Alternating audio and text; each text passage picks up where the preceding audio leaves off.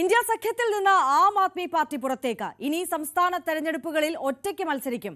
അണിയറയിൽ കോൺഗ്രസും ബിജെപിയും തമ്മിൽ രഹസ്യ സഖ്യമെന്ന് എഎപിയുടെ മാധ്യമ വിഭാഗം ചുമതലയുള്ള അനുരാഗ് ധണ്ടയുടെ വിമർശനം. വി ആർ കാർത്തിക് കൂടുതൽ വിവരങ്ങളുമായി ചേരുകയാണ്. കാർത്തിക്, എന്താണ് എഎപി ലക്ഷ്യം വെക്കുന്നത്? ആര്യ, ഡൽഹി നിയമസഭാ തെരഞ്ഞെടുപ്പ് മുതൽ എഎപിയും കോൺഗ്രസും തമ്മിൽ അസ്വാരസ്യങ്ങൾ ശക്തമാണ്. ഏറ്റവും ഒടുവിൽ അത് മറനീക്കി പുറത്തുവരുന്ന സാഹചര്യമാണ് ഇപ്പോൾ ഉള്ളത്. പുതിയതായി ചർച്ച ചെയ്യപ്പെടുന്നത് രണ്ട് സംഭവങ്ങളാണ്. ഒന്ന്, ഓപ്പറേഷൻ സിന്ദൂറിന് പിന്നാലെ പ്രത്യേക പാർലമെന്റ് സമ്മേളനം വിളിച്ചു ചേർക്കണം എന്ന് 15 പ്രതിപക്ഷ പാർട്ടികൾ ആവശ്യപ്പെട്ടു. ഈ 15 പ്രതിപക്ഷ പാർട്ടികളും ഒറ്റ നിവേദനമായാണ് ഇക്കാര്യം പ്രധാനമന്ത്രിയോട് ആവശ്യപ്പെട്ടുകൊണ്ട് കത്തയച്ചത്.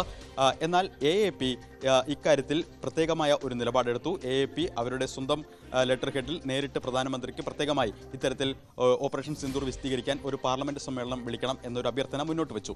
മറ്റൊന്ന്, എഎപിയുടെ മാധ്യമ വിഭാഗത്തിന്റെ ചുമതലയുള്ള അനുരാഗ് ധണ്ടയുടെ എക്സിൽ ഉള്ള അദ്ദേഹത്തിന്റെ ട്വീറ്റാണ് ഇപ്പോൾ ചർച്ചയാകുന്നത്. അദ്ദേഹം പറയുന്നത് കോൺഗ്രസും ബിജെപിയും തമ്മിൽ ഇപ്പോൾ അവിശുദ്ധ സഖ്യമാണ്. അണിയറയിൽ ഇരുവരും ഒരുപോലെയാണ് പ്രവർത്തിക്കുന്നത് എന്ന തരത്തിലൊരു വിമർശനമാണ് മുന്നോട്ട് വയ്ക്കുന്നത്. അതിൽ പ്രധാനമായും ചൂണ്ടിക്കാട്ടുന്നത് മോദിക്ക് രാഷ്ട്രീയമായ നേട്ടമുണ്ടാക്കുന്ന തരത്തിലാണ് രാഹുൽ ഗാന്ധി ഉന്നയിക്കുന്ന വിമർശനങ്ങൾ ഒക്കെയും.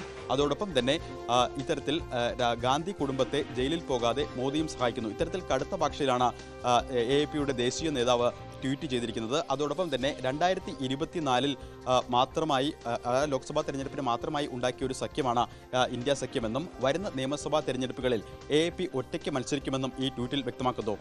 ബീഹാർ നിയമസഭാ തെരഞ്ഞെടുപ്പ് വരാനിരിക്കുന്നു. ആ പശ്ചാത്തലത്തിൽ കൂടി എഎപിയുടെ ഒരു ദേശീയ നേതാവിൻ്റെ ഈ പ്രതികരണം നിർണായകമാവുകയാണ്. മാത്രമല്ല, നേരത്തെ ഹരിയാന തെരഞ്ഞെടുപ്പിൽ എഎപിയും കോൺഗ്രസും വ്യത്യസ്തമായി മത്സരിച്ചിരുന്നു. ഇന്ത്യ സഖ്യം 2024 ആ തെരഞ്ഞെടുപ്പിൽ 240 സീറ്റ് എന്ന നേട്ടത്തിലേക്ക് വന്നപ്പോൾ 3 സംസ്ഥാനങ്ങളിൽ എഎപിയുടെയും കോൺഗ്രസിൻ്റെയും സഖ്യം നിർണായകമായിരുന്നു. അതാണ് ഇപ്പോൾ ഒരു ഉരസലിലേക്ക് എത്തുന്നതും. എന്തായാലും ഈ രണ്ട് സംഭവങ്ങൾ, ഒന്ന്, ഓപ്പറേഷൻ സിന്ദൂറിന് പിന്നാലെ അത് വിശദീകരിക്കാൻ പ്രത്യേക പാർലമെന്റ് സമ്മേളനം വിളിക്കണം എന്ന് പ്രധാനമന്ത്രിയോട് അഭ്യർത്ഥിച്ചുകൊണ്ടുള്ള കത്ത് എഎപി പ്രത്യേകമായി അയക്കുന്നു. ഇന്ത്യ സഖ്യത്തിന്റെ ഭാഗമായി ആ കത്ത് അയക്കുന്നില്ല. മറ്റൊന്ന്, എഎപിയുടെ ദേശീയ മാധ്യമ വിഭാഗത്തിന്റെ ചുമതലയുള്ള അനുരാഗ് ധണ്ടയുടെ ഈ എക്സിലെ ട്വീറ്റും ഇതാണ് ഇപ്പോൾ ചർച്ചയാകുന്നത്.